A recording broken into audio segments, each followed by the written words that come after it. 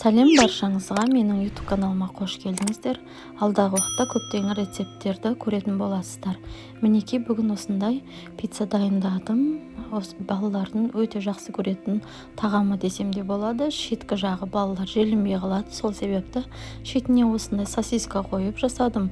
Ол үшін бізге мынандай жылы су қажет. Жылы судың үстіне шекерімізді, тұзымызды, аштығымызды және сұйық майымызды қосып, жақсылап араластырып жібердім. Үстіне ұнымызды салдым барлығын. Осылайынан айналдыра отырып, барлығын біркелкі қамыр болғанша осылайынан илеп алдым. Мінекей біздің қамырымыз дайын болды. Осыны бетін жауып, жылы жерге қойып қоямыз. Міне 1 сағаттай ашыды. Оны 2 бөлікке бөлдім. Осы қамырдан 2 пицца шығады.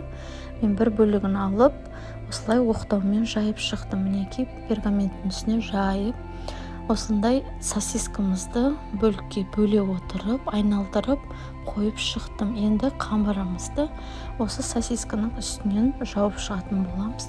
Жақсылап басасыздар, ашылып кетпеу үшін осылай айналдыра отырып басып шығасыздар.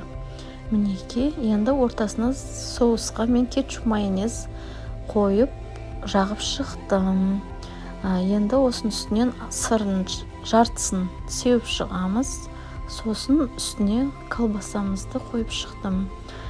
Өздеріңіз қалауларыңыз бойынша қойсаңыздар болады.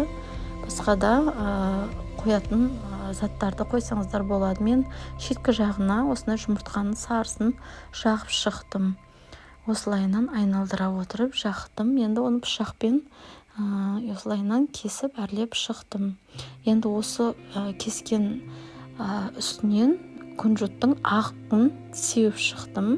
Мінекей айналдыра отырып осылайынан сеуіп әрледім. Енді осы пиццамызды 200 градуста 15-20 минутта пісіріп алатын боламыз. Пісуіне 3-4 минут қалған кезде тағы да сырымызды сеуіп шығамыз. Қалған сырымызды тағы да 3-4 минутқа печкімізге салып аламыз. Мінекей печкімізге салып алдым. Пиццамыз дайын. Сіздер де жасап көріңіздер. Балаларыңызға ұнайтынына сенімдімін.